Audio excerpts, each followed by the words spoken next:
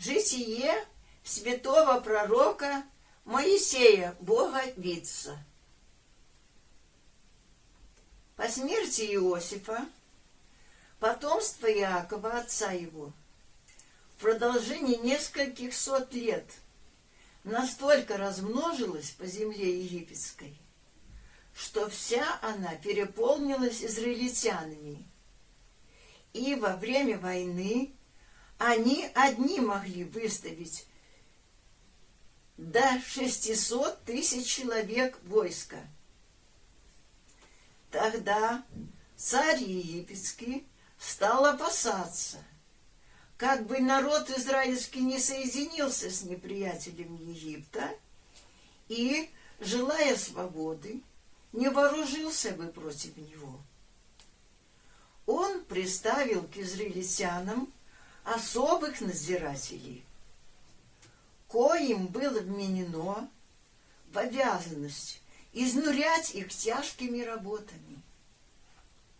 С особенной жестокостью мучили они израильтян, принуждая обрабатывать землю, делать кирпичи и строить города, как ради тщеславия, так в особенности для того, чтобы скорее истребить еврейский народ.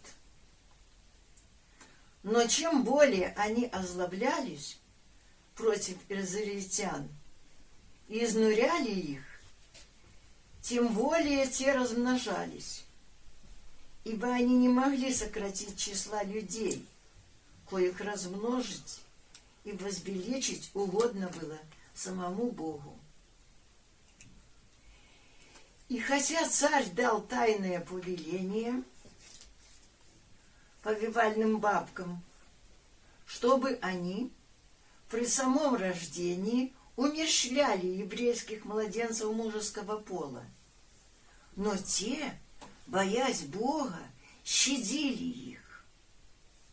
Тогда царь издал по всей египетской земле бесчеловечное повеление, по которому всякий, заметивший еврейского младенца мужеского пола, должен был бросать его в реку.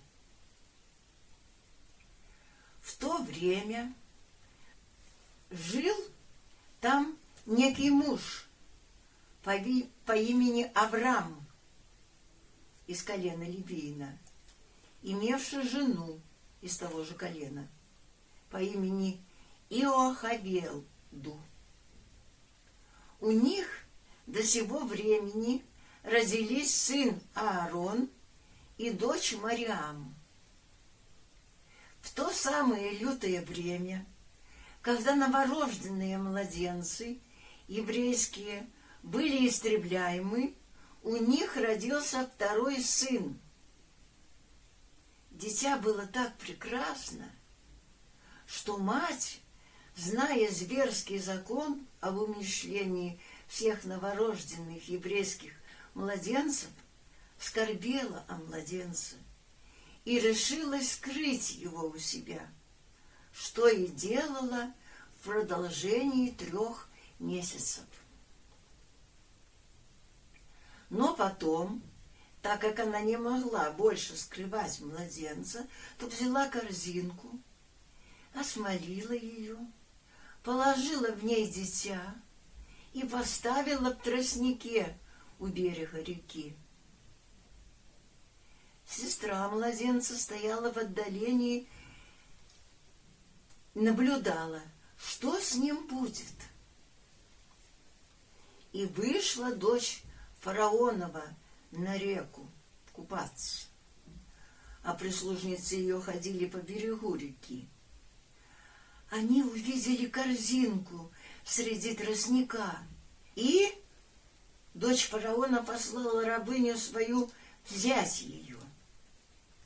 Открыв корзинку и видя в ней плачущего младенца, она сжалилась над ним и сказала: «Это из еврейских детей». Царевна захотела усыновить младенца и найти ей кормилицу из евреек. По предсказаниям Иосифа Флавия, приводили к найденному младенцу много кормилиц еврейских. Но тот не принимал от них молока. Тогда Мариам, сестра Моисеева, осмелилась подойти к дочери фараоновой и сказала ей: «Не сходить ли мне и не позвать ли тебе кормилицу из евреек, чтобы они вскормили тебе младенца?» Дочь фараонова отвечала ей: «Сходи». И та привела к ней свою мать. И сказала ей дочь фараона: «Возьми младенца и вскорми его, я дам тебе за это плату». И Йохаведа взяла младенца, и тот прильнул к ней, чувствуя в ней свою мать. Она кормила его в своем доме. Когда же младенец вырос, она привела его к дочери фараоновой, которая усыновила его, и нарекла ему имя Моисей. «Потому что, — говорила она, — я из воды взяла его». Имя это по-египетски означает воду. В некоторых древних сказаниях повествуется, будто однажды дочь фараонова принесла Моисея к своему отцу, и тот, играя с ним, возложил на его голову венец царский, на котором было небольшое изваяние идола. Моисей же, сорвав венец с головы, бросил его на землю и попрал его своими ножками. Языческий жрец, который получил предсказание от волхвов, что когда родится у израильтян вождь, то Египет потерпит много казней, советовал фараону убить младенца, чтобы он, возросший, не причинил какого-либо бедствия их стране. Но по благоизволению и устроению Божию другие восстали против всего, говоря, что младенец сделал это неумышленно, по неведению. Для испытания его младенческого неведения принесли горячих угольев, и он брал их и влагал в свои уста, отчего опалил свой язык,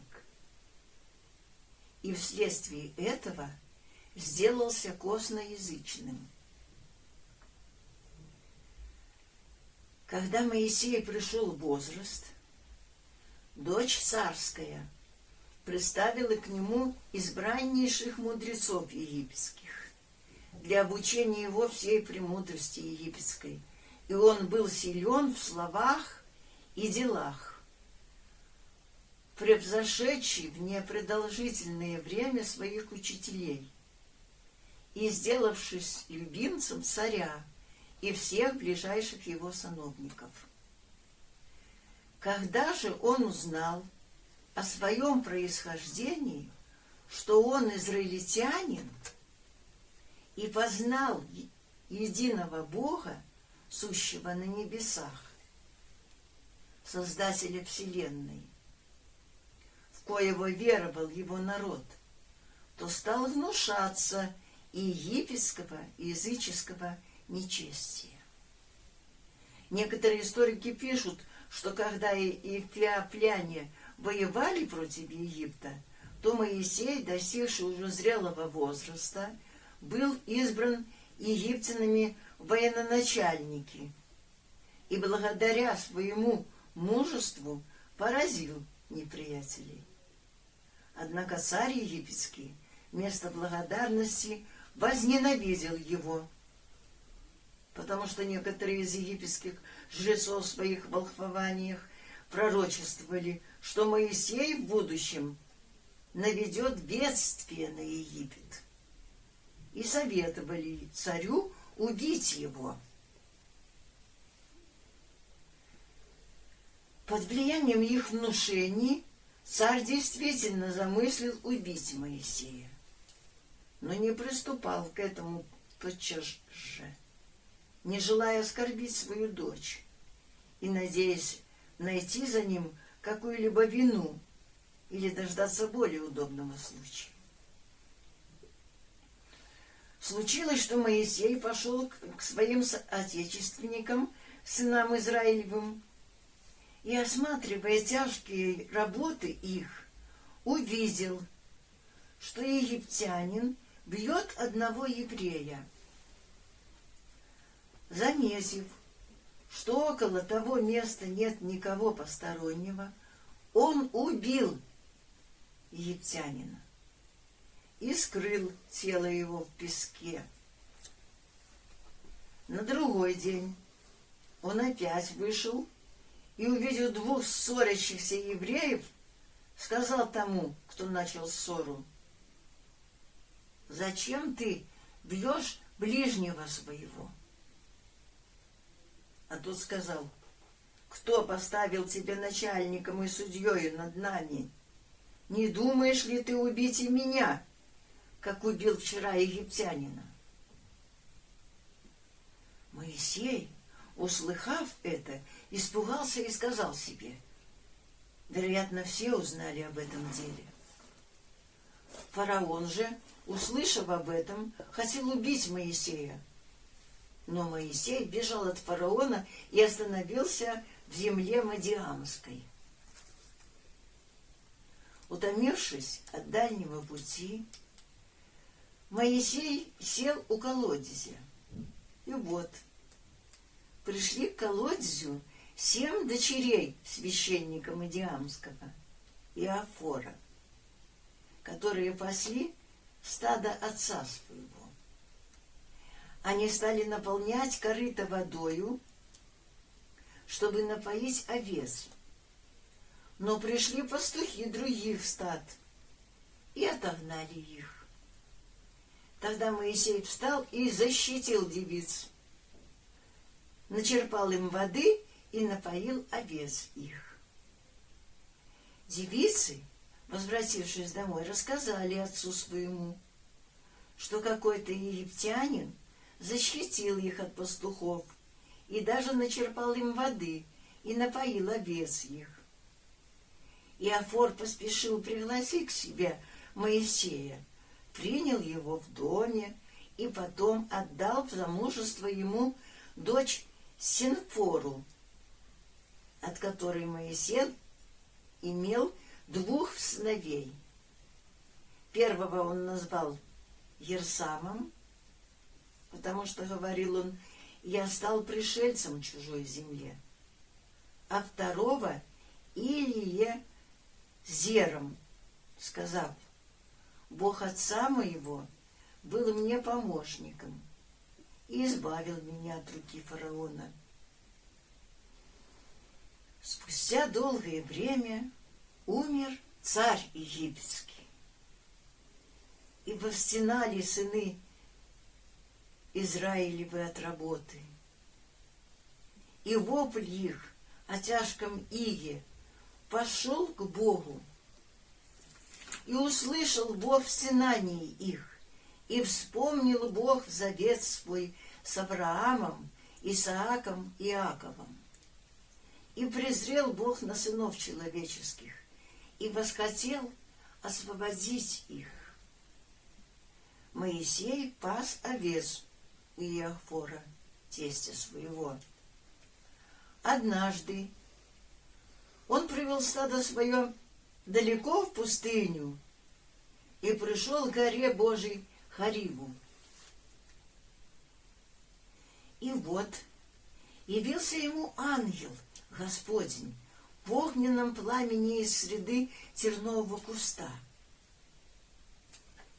И увидел Моисей, что терновый куст горит огнем, но не сгорает.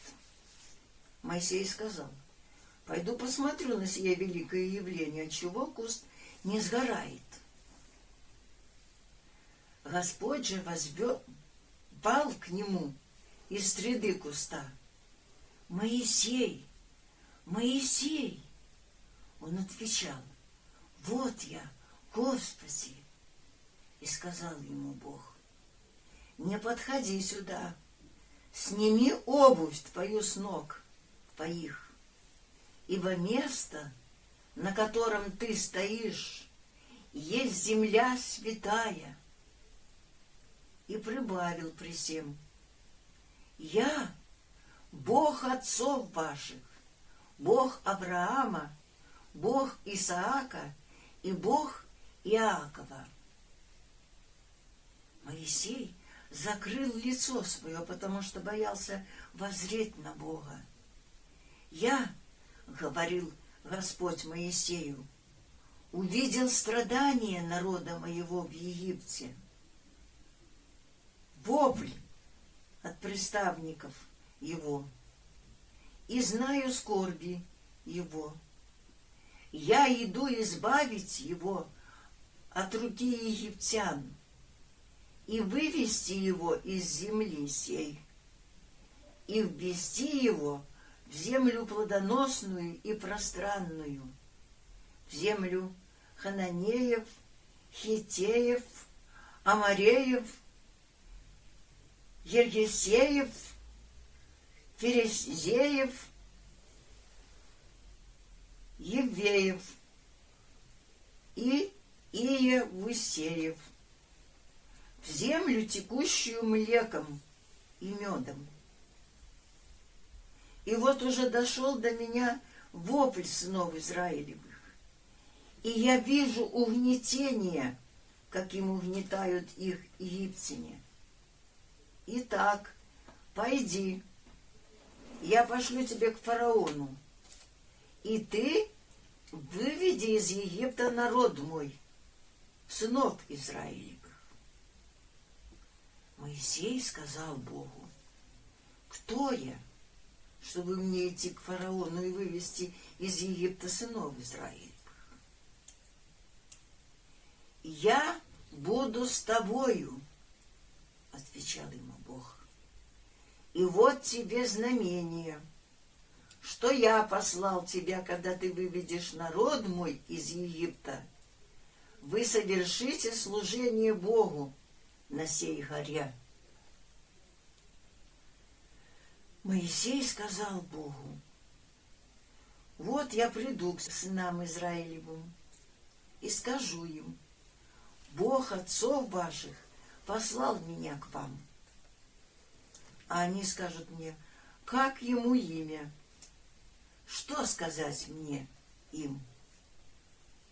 Я есмь сущий, отвечал Бог Моисею.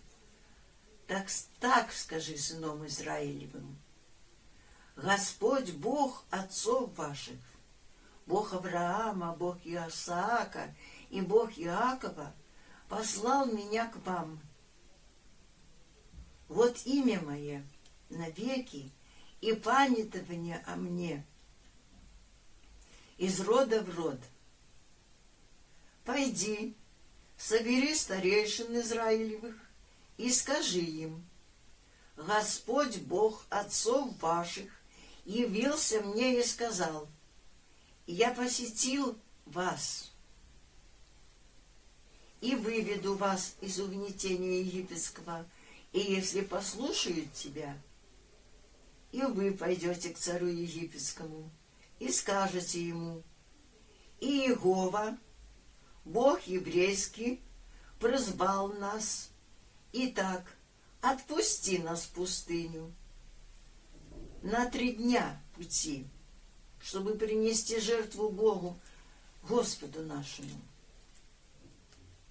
Но я знаю, что царь египетский не позволит вам идти. Тогда я поражу Египет чудесами, и фараон принужден будет отпустить вас. А если он не поверит мне? И все они, возразил Моисей, и не послушают голоса моего, и скажут: Господь не являлся тебе. Господь сказал: что это у тебя в руке? Он отвечал: посох. Господь сказал: брось его на землю. Моисей бросил, и посох превратился в змея. Моисей побежал от него, но Бог повелел ему взять змея за хвост, и змей стал снова жезлом в его руках. Господь сказал: вот тебе знамение для того, чтобы поверили тебе, что явился тебе Господь, Бог отцов ваших. А если не поверят и сему, то сделай еще вот что. Положи себе руку за пазуху. Моисей положил руку за пазуху, потом вынул и увидал, что она побелела от проказы, как снег. Господь велел положить ему опять руку за пазуху, и она снова стала здоровою. Если не поверят и сему чуду, сказал Господь, то возьми воды из реки и вылей на сушу, и вода сделается на суше кровью. Моисей опять стал просить, чтобы Бог не посылал его, ибо он неречист и косноязычен. Господь сказал: а кто дал уста человеку? Кто делает немым, или глухим, или зрячим, или слепым? Не я ли, Господь Бог? Итак, пойди, и я буду при устах твоих, и научу тебя, что тебе говорить. Моисей продолжал отказываться и просил послать вместо него кого-либо более способного. Тогда Господь разгневался на Моисея и сказал: разве нет у тебя Аарона, брата? И вот он выйдет навстречу к тебе, и свидание с тобою обрадует его. Ты будешь ему говорить и влагать слова мои в уста его, и я буду при устах его, и буду учить вас, что вам делать. И будете говорить он вместо тебя к народу, и будет твоими устами, а ты будешь ему вместо Бога. И жезл сей, который ты обращен в змея, был, возьми в руку твою, им ты будешь творить знамение. После сего Моисей возвратился к Иофору и сказал ему: я пойду в Египет к братьям своим, посмотрю, живы ли еще они. Иди с миром, отвечал Иофор. И пошел Моисей в Египет без страха, ибо тот царь, который хотел его убить, и все искавшие его погибели, уже умерли. Навстречу Моисею по повелению Божию вышел Ааron, который с радостью облобызал его. Моисей передал Аарону все слова Господни. Пришедшие в Египет, они собрали всех старейшин Израилевых и поведали им слова, которые говорил Господь Моисею. А Моисей сотворил пред глазами их знамения и чудеса. Израильтяне поверили им и возрадовались, что Бог посетил сынов Израилевых и презрел на их страдания. После сего Моисей и Аарон пришли к фараону и сказали ему: так говорит Господь Бог Израилев: отпусти народ мой, чтобы он совершил мне праздник в пустыне. Но фараон сказал: кто такой Бог Израилев, чтобы я послушался голоса его? Не знаю я Господа. Израильтян и я не отпущу. А вы, Моисей и Ааron, к чему отвлекаете народ от работ? Ступайте каждый на свою работу. И немедленно дал повеление представникам над евреями еще более угнетать их тяжкою работою и не давать им пресс соломы для делания кирпичей, которую с той поры они должны собирать сами, но при этом урочного числа кирпичей у них не убавляли. Евреи, говорил царь, праздны, потому и кричат: мы пойдем, принесем жертву Богу нашему. После сего евреев стали угнетать еще более. Отыскивая сами себе материал, они не успевали приготовить положенного для них на каждый день числа кирпичей. За это били еврейских надзирателей и не принимали от них никаких объяснений. И те возопили против Моисея и Аарона, говоря: суди нас, Господь, за то, что вы сделали нас ненавистными пред фараоном и рабами его, и дали в руки им оружие, чтобы убить нас. Моисей обратился к Господу и сказал: Господи, для чего ты подвергнул такому бедствию народ сей? Для чего послал меня? Ибо с того времени, как я пришел к фараону и стал говорить именем Твоим, он начал хуже поступать с народом. Господь отвечал Моисею: теперь увидишь ты, как я сделаю с фараоном. По действию руки крепкой он отпустит сынов Израилевых, даже выгонит их из земли своей. Скажи им: я, Господь, выведу вас из-под иго египтян и спасу вас, соделаю вас своим народом и буду вам Богом, и введу вас в ту землю, которую я клялся дать Аврааму, Исааку и Иакову, и дам вам ее наследие. Моисей пересказал слова сии сынов Израилевому, но они по своему малодушию и тяжести работ не поверили Моисею. Тогда Господь повелел Моисею идти к фараону и сказать, чтобы он отпустил сынов Израилевых из земли своей.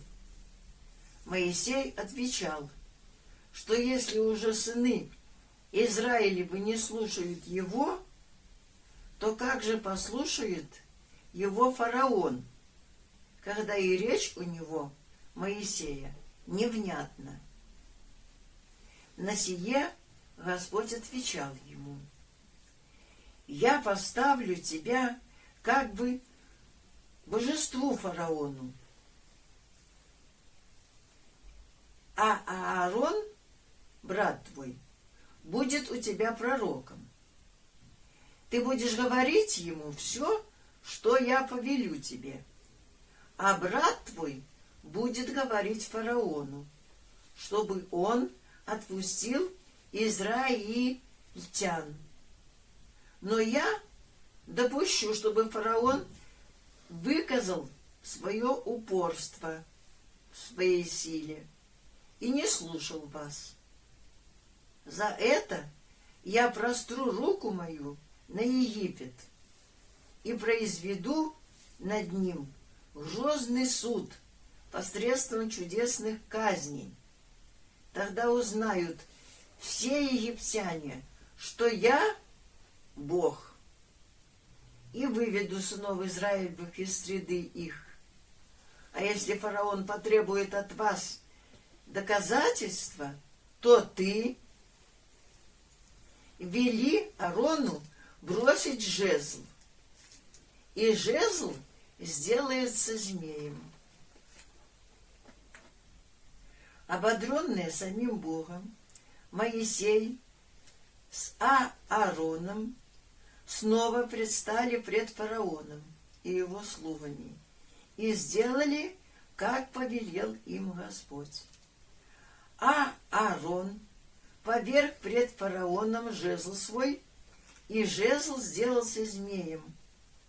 Фараон призвал мудрецов египетских и чародеев, и те сделали тоже своими чарами. Но жезл Ааронов поглотил их жезлы. И ожесточилось сердце фараона, и он не послушал их, как и предрекал Господь, и не восхотел отпустить евреев. Тогда, по повелению Божию, Моисей и Аарон начали наводить казни на землю египетскую.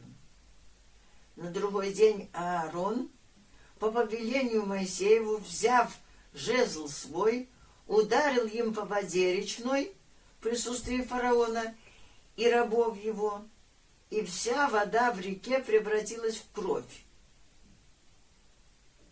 Рыба в реке вымерла, ибо смердела река, и египтяне не могли пить воды из реки. Второй казнью были жабы. Ааron простер руку на воды египетские и извел из них жаб, которые проникли в дома, в спальни, на постели, в печи и квашни, и на царя, и на рабов, и на людей его, и нигде никому не давали покоя. И покрылась вся земля египетская жабами. А когда они по повелению Моисееву вымерли, египтяне собрали их груды, ибо смердела вся земля от вымерших и сгнивших жаб. Третью казнью были скнипы на людях и на скоте, на фараоне и в доме его, и на рабах его, и почва земли египетской вся стала наполненной скнипами. Четвертую казнью были песьи мухи. Пятой казнью была весьма тяжкая язва на скоте по всей земле египетской. Шестой казнью были гнойные воспалительные нарывы на людях и на скоте. Седьмою казнью был град и огонь между градом. И град тот побил все, что только было под открытым небом. И траву, и деревья, и скот, и людей. Восьмой казнью была саранча и гусеницы, которые пожрали всю египетскую растительность. Девятой казнью была трехдневная тьма по всей земле египетской, настолько густая, что и при огне не было света. Так что никто не мог видеть друг друга в продолжении 3 дней. И никто в это время не вставал со своего одра. 10-й и последней казнью была смерть первенцев египетских.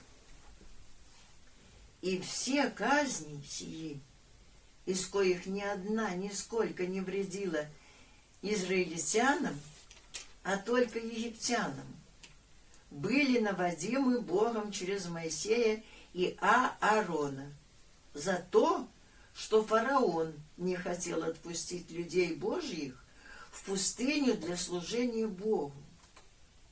Ибо, хотя он и несколько раз обещался отпустить их из страха перед казнью, но когда казнь ослабевала, то снова ожесточался и таким образом не отпускал их до 10-й казни. Пред 10-ю же казнью сыны Израилевы, сообразно с тем, как заповедал им Моисей, выпросили у египтян серебряные, золотые сосуды и дорогие одежды, сколько могли унести с собою. Потом Моисей установил сынам Израилевым в память исхода их из Египта праздник Пасхи по повелению Господню. Господь сказал Моисею и Аарону: «Этот месяц пусть будет у вас первым в году. Скажите всему обществу сынов Израилевых, чтобы в 9-й день этого месяца каждое семейство отделило у себя из стада по одному агнцу. Агнец должен быть без порока, мужеского пола, однолетний, и пусть хранят его у вас до 14-го дня сего месяца. Тогда вечером пусть заколят агнца в каждом семействе. Потом пусть кровью его помажут оба косяка и перекладину в тех домах, в которых соберутся есть агнца. Есть же мясо его не сваренным в воде, а испеченным на огне, с пресным хлебом и горькими травами. До утра не оставляйте ничего от него и костей не раздробляйте, а что останется, сожгите огнем. Ешьте с поспешностью, припоясавшись и обувшись, и с посохами в руках. Это Пасха Господня. Я пройду в ночь сию по земле египетской и поражу всякого первенца у египтян, от человека до скота. А когда у вас увижу кровь на домах, пройду мимо вас и не дам губителю войти в дома ваши для поражения. И да будет день сей памятен, и празднуйте вонный праздник Господу во все роды ваши, как установление вечное. Согласно повелению Божию, в каждом семействе Израиля был отделен и приготовлен к означенному времени агнец. У всех сынов Израилевых двери были помазаны кровью и заперты. Никто не выходил из них до утра. В полночь ангел, погубляющий, прошел по Египту и поразил всех первенцев египетских, от первенца фараонова до первенца узника, заключенного в темнице, и всех первородных до скота. У евреев же все было цело. Ночью встал фараон и все рабы его, и все египтяне, и раздался великий вопль по всей земле египетской, ибо не было дома, где не было бы мертвеца. Тотчас же фараон призвал к себе Моисея и Аарона и сказал: «Встаньте, выйдите из среды народа моего, вы и все сыны Израилевы, и пойдите совершите служение Господу Богу вашему, как говорили вы. Возьмите мелкий и крупный скот, идите и благословите меня».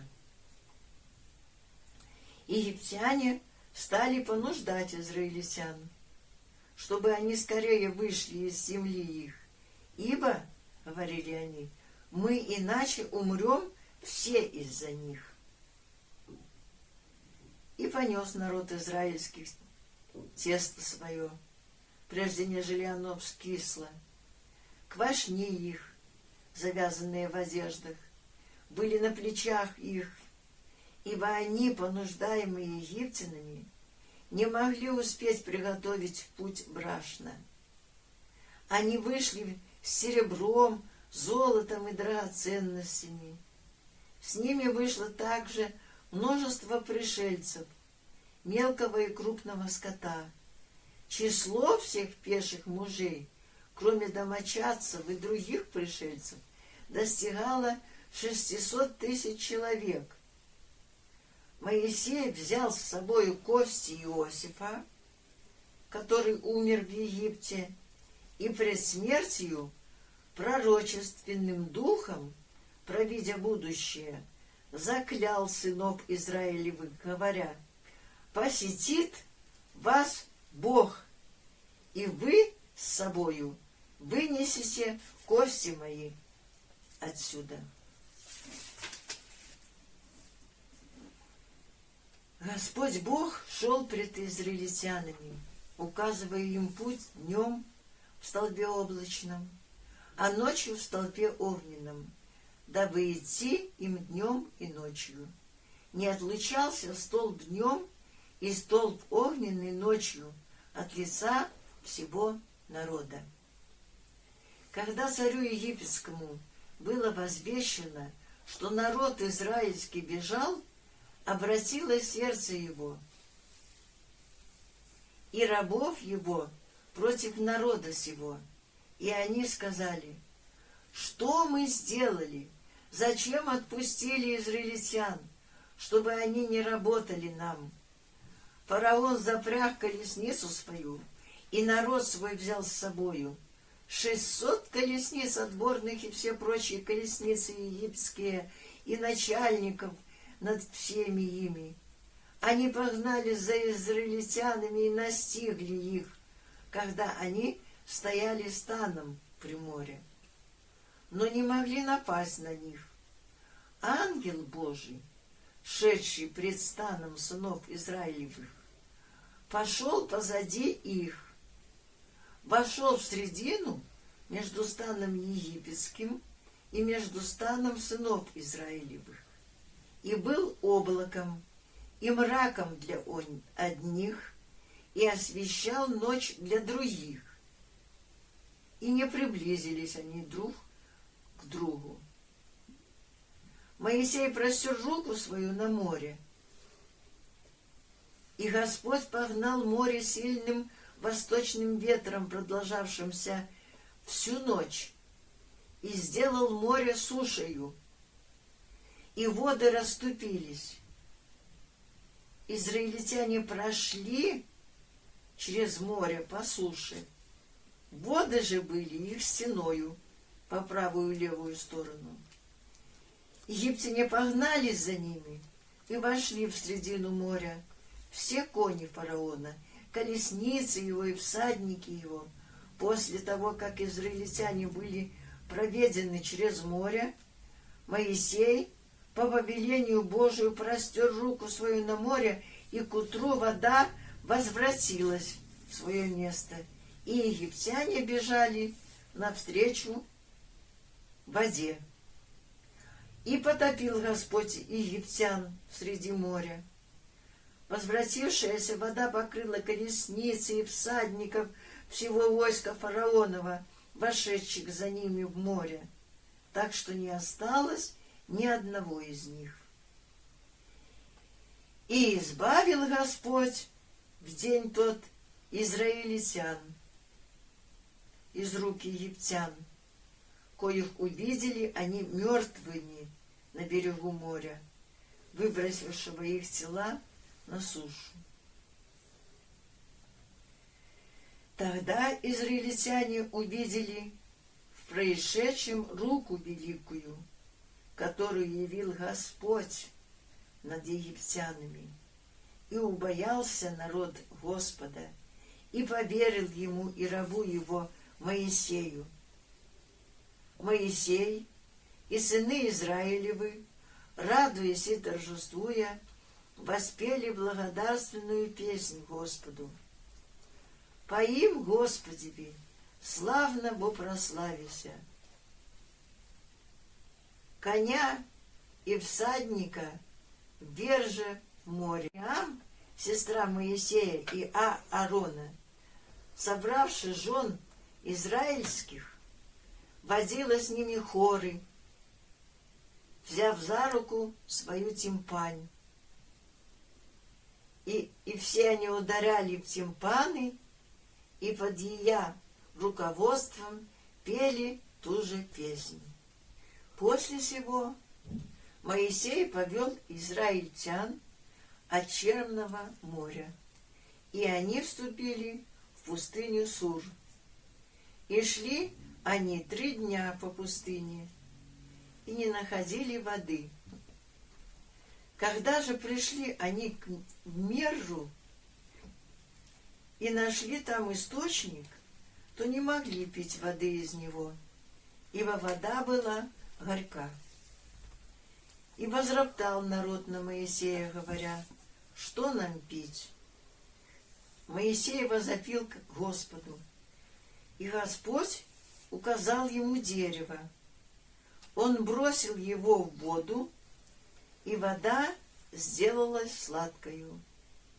И руководил Моисей израильтянами во время их путешествий по различным пустыням в продолжении 40 лет, и спрашивая им от Бога все благопотребное. Когда они возроптали на Моисея и Аарона из-под пищи, вспоминая мясо, которое ели в Египте, Моисей умолил Бога, и Господь отдождил их манною и послал им перепелов досыта. Эту манну ели израильтяне 40 лет в Аравийской пустыне, пока не вошли в пределы обетованной им ханаанской земли. Когда они возроптали из-за жажды, Моисей извел им воду из камня. Он ударил жезлом в камень, и истек источник воды. Когда на израильтян сделали нападение амаликитяне, Моисей воздвиг на молитве руки свои к Богу. Израильтяне стали одолевать и побеждать врагов, войска которых истребили мечом совершенно. И сколько раз они не прогневляли Бога в пустыне, всякий раз Моисей умолял за них Господа, который хотел истребить их, если бы не Моисей, избранный его, не стал пред ним, чтобы отвратить ярость Бога, да не погубит он их. Между тем Иофор, тесть Моисеев, услышав, что сделал Бог для Моисея и народа израильского при исходе их из Египта, взял Сепфору, жену Моисееву, и обоих сыновей его, и отправился с ними к горе Хариву, у которой израильтяне расположились своими шатрами. Моисей вышел к нему навстречу и после взаимного приветствия рассказал ему о всем, что сделал Господь с фараоном и со всеми египтянами за Израиля, и о всех трудностях, кои встретили их на пути. Иофор радовался, слыша о благодеяниях, которые Бог явил Израилю, прославил Бога, избавившего свой народ из-под власти египтян, исповедал пред всеми, что Господь велик, паче всех богов, и принес ему жертвы. На другой день Моисей сел судить народ, и народ стоял пред ним с утра до вечера. Видя сие, Иофор заметил Моисею, что он напрасно утруждает так себя и народ, ибо ему одному слишком тяжело это дело.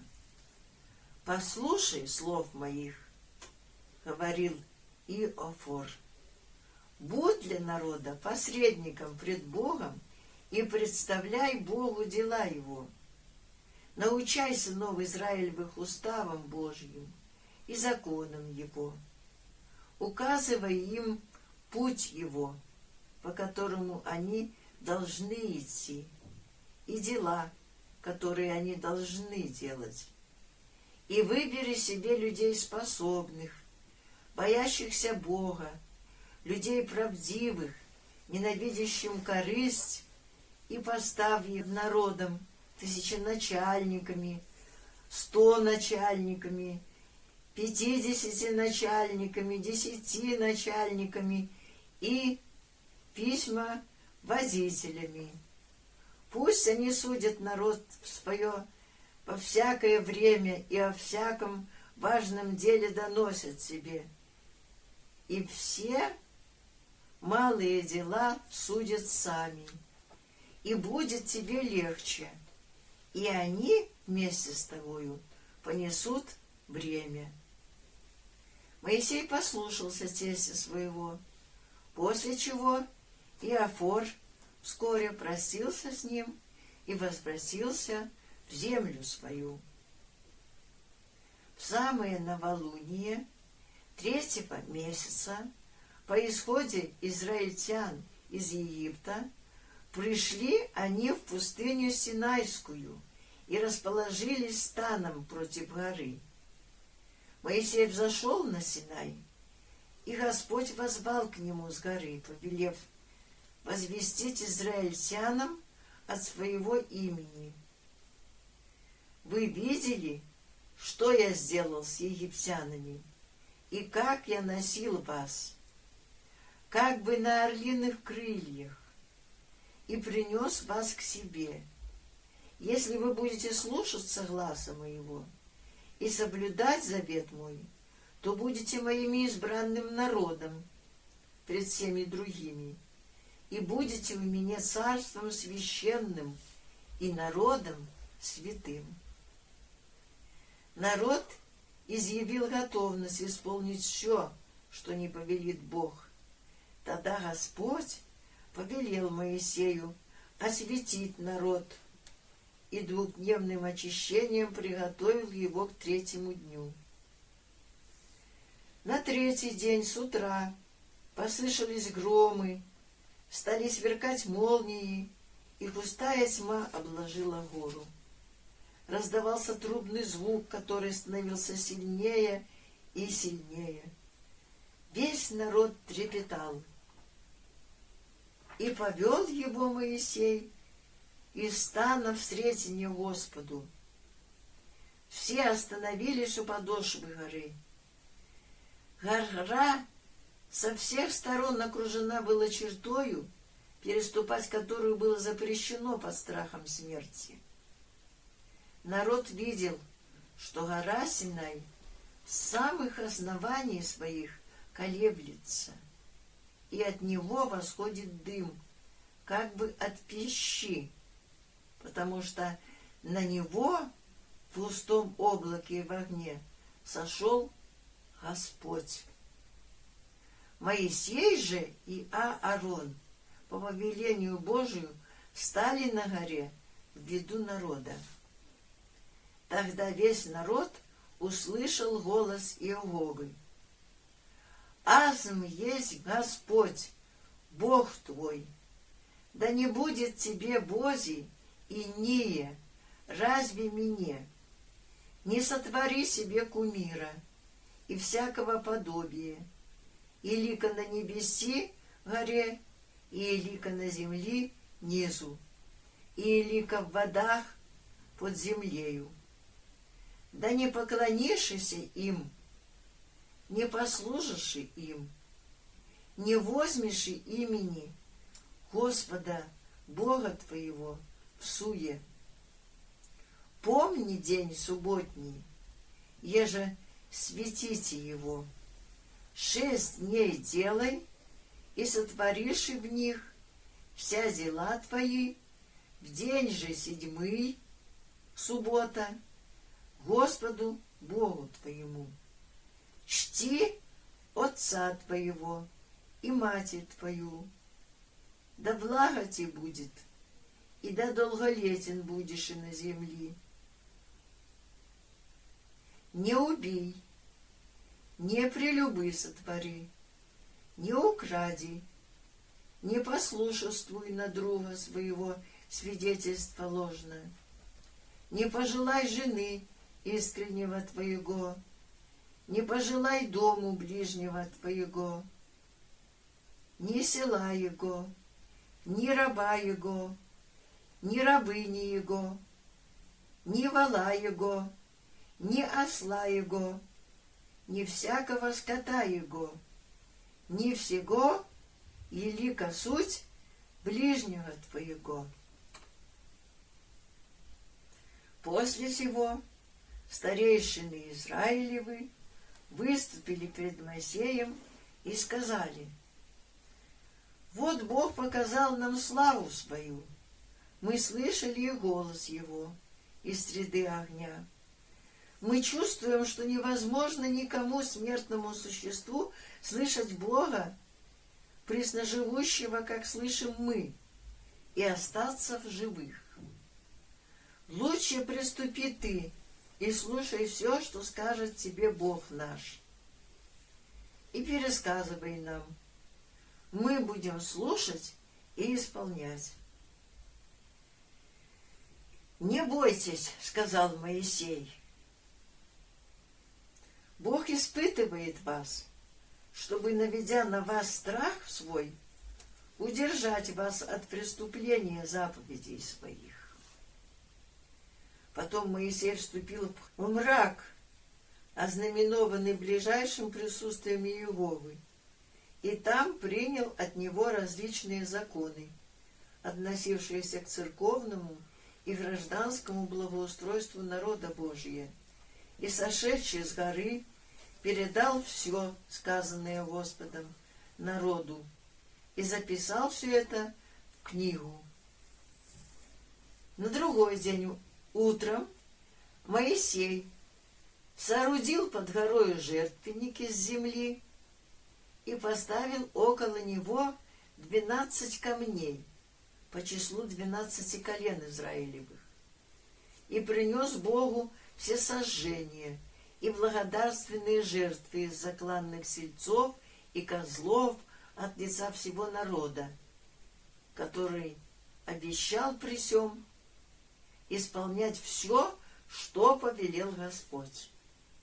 Потом Господь сказал Моисею: «Взойди ко мне на гору и будь там, и дам тебе скрижали каменные, и закон, и заповеди, которые я написал для научения народа».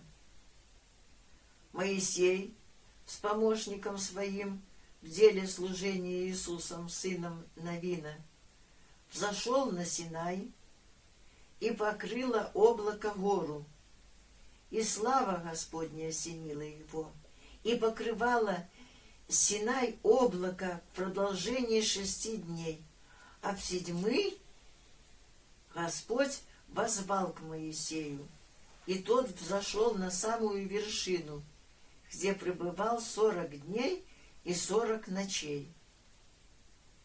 В сие время он получил наставление, каким образом устроить скинию или походный храм, в котором народ должен приносить жертвы и возносить молитвы к Богу.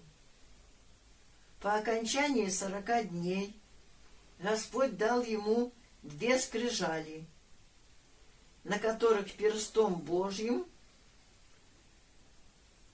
начертаны были все те заповеди, которые Господь изрек вслух всего народа. Между тем народ, видя, что Моисей долго не сходит с горы, собрался Аарону и потребовал, чтобы он сделал им Бога, который бы шел пред ними, потому что, говорили они, с Моисеем что-нибудь случилось. Они принесли ему золотые серьги своих жен и дочерей, и Аарон сделал им из золота изображение тельца. Народ говорил: вот Бог, который вывел нас из земли египетской. И на другой день на жертвеннике пред тельцом евреи принесли жертвы, стали пить, есть и играть. И разгневался на них Бог, и сказал он Моисею, что сей жестоко буйный народ, которого извел он из Египта, совратился с пути, приступил заповеди Божьи и поклоняется ложному Богу. Моисей стал молиться за народ, и Бог внял его ходатайству. Спустившись к подошве горы, Моисей и Иисус Навин увидали тельца и пляски. Моисей воспламенился гневом и, бросив скрижали, разбил их под горою в виду всего народа. Потом взял тельца, которого они сделали, разбил его и стер в пыль, которую высыпал в текущий с горы поток, и в посрамление рукотворенному божеству заставил израильтян пить ту воду. А Аарон в ответ на упреки Моисея извинял себя необузданностью и упорством буйного народа. И Моисей увидел, что народу нечем оправдать себя. Он стал в воротах стана и воскликнул: «Кто остался верным Господу? Иди ко мне!» И собрались к нему все сыны Левиины. Моисей повелел каждому из них пройти с мечом по стану и обратно, и убивать всякого, кто встретится. И пали до 3000 человек из числа виновных. На другой день Моисей опять зашел на гору, повергся пред Богом и, постясь 40 дней и ночей, умолял за грех народа, говоря: «Если ты не простишь греха их, то изгладь и меня из твоей книги, в которую вписаны у тебя предназначенные для вечного блаженства». Господь отвечал, что изгладить из своей книги согрешивших пред ним, и, повелевая Моисею вести народ в обетованную землю, дал знать, что не будет уже сопутствовать ему особенным благоволением. Народ, услышав сию угрозу, зарыдал, и все возложили на себя покаянные одежды.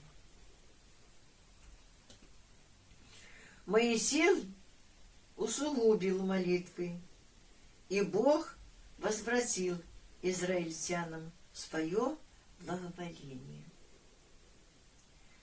После сего Моисей был достоин на Синае видеть славу Господню. «Лица моего, — сказал Господь, — нельзя тебе видеть, потому что человек не может увидеть меня и остаться в живых. Но я проведу пред тобою всю славу мою и возглашу имя Иегова. Когда же будет проходить слава моя, я поставлю тебя в расселине скалы и покрою тебя рукою моею, доколе не пройду. И когда сниму руку мою, то увидишь меня сзади, и лицо мое не будет видимо тебе. При сем Моисей получил повеление написать слова завета в книгу и принял опять скрижали, на которых начертал те же 10 заповедей, которые были записаны на прежних самим Богом. Созерцание славы Божией оставило след на лице Моисея, когда он сошел с горы, а Аарон и все израильтяне боялись подойти к нему, видя, как сияет лице его. Моисей подозвал их и сообщил им все, что заповедал ему Бог. После сего он положил себе на лицо покрывало, которое снимал только тогда, когда предстоял пред Богом. Моисей объявил сынам Израилевым волю Божию о скинии и приступил к ее сооружению. Поручив сие дело указанным Богом художникам по образцу, виденному им на Синае, во время 40-дневного на нем пребывания, израильтяне же приносили щедрые пожертвования золотом, серебром, медью, шерстью, вессоном, кожами, деревьями, ароматами, драгоценными камнями и всем, кто чем мог. Когда скиния была готова и освящена со всеми принадлежностями елеем помазания, облако покрыло ее и наполнило всю скинию, так что сам Моисей не мог войти в нее.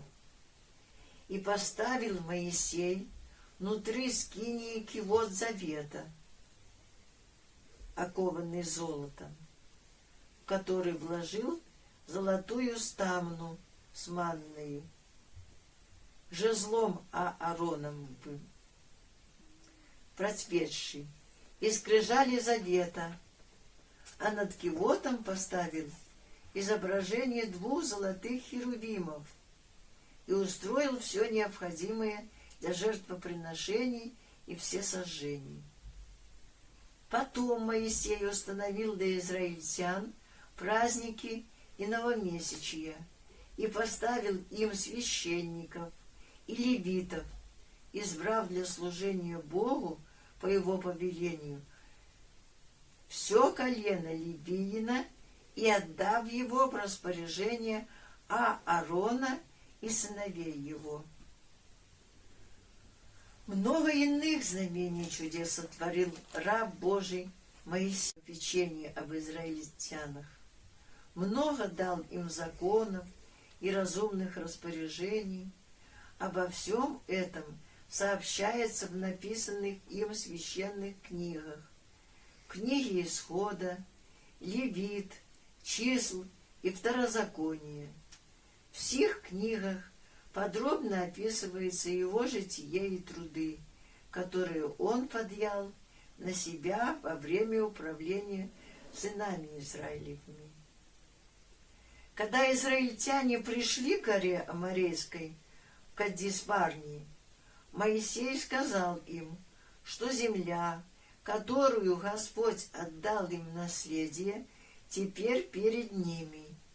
Израильтяне пожелали послать прежде соглядатаев осмотреть землю, и по повелению Божию Моисей выбрал из начальников Израилевых по 1 человеку от каждого колена, в том числе Иисуса Навина, для обозрения земли ханаанской. Возвратившись, посланные рассказали, что земля-то обильна плодами, пажитями, скотом и пчелами, но некоторые из них испугались жителей той страны, отличавшихся необыкновенным ростом и силою, и советовали израильтянам возвратиться в Египет, чтобы не погибнуть от амореев.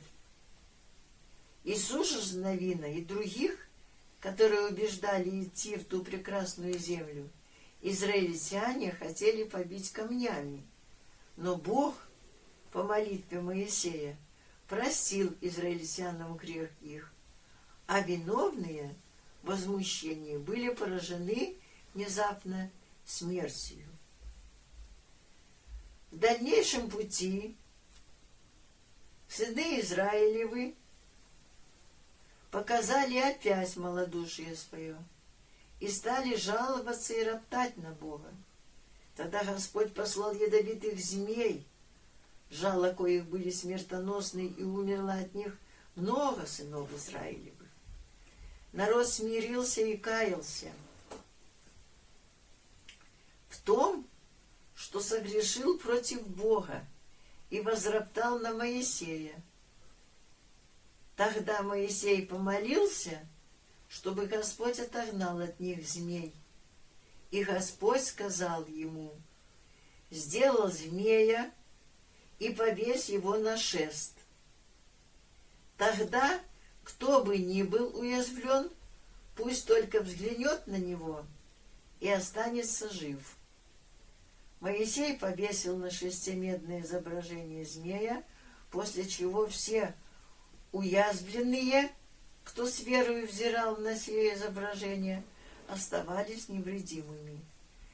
Так руководил Моисей народом израильским в пути в землю ханаанскую, спасая его словами, молитвами и чудесами от различных бедствий и наказаний Божьих.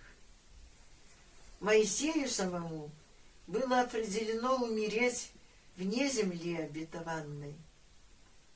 Когда приблизилось время его кончины, Господь предвозвестил ему о скором его представлении и сказал: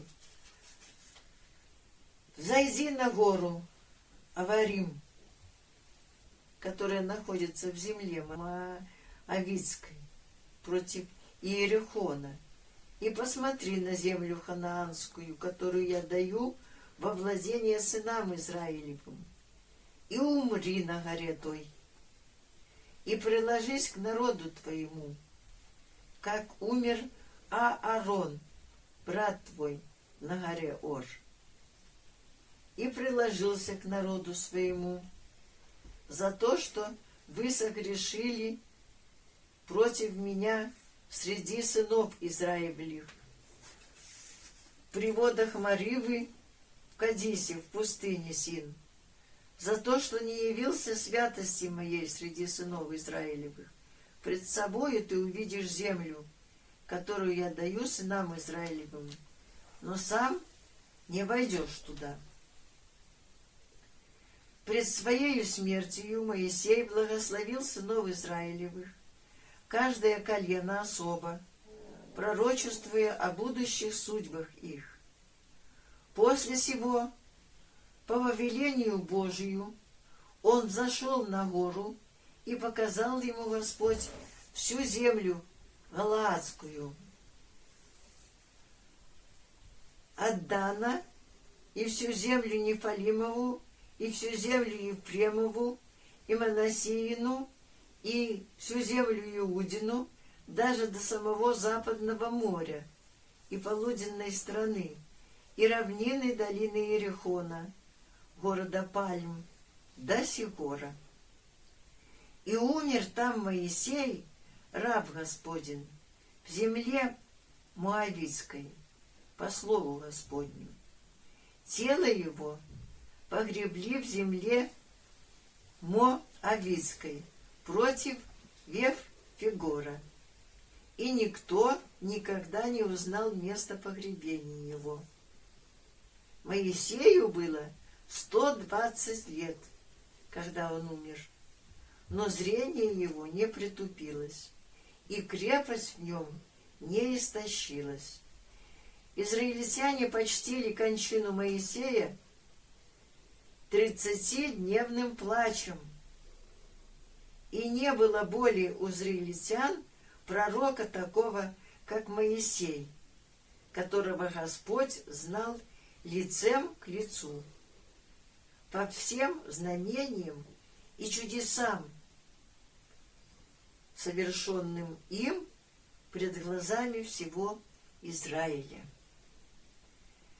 Молитвами святого пророка Моисея да избавит Господь и нас от всякой скорби, и да вселит нас в вечные селения, изведя из Египта многобедственного мира сего. Аминь.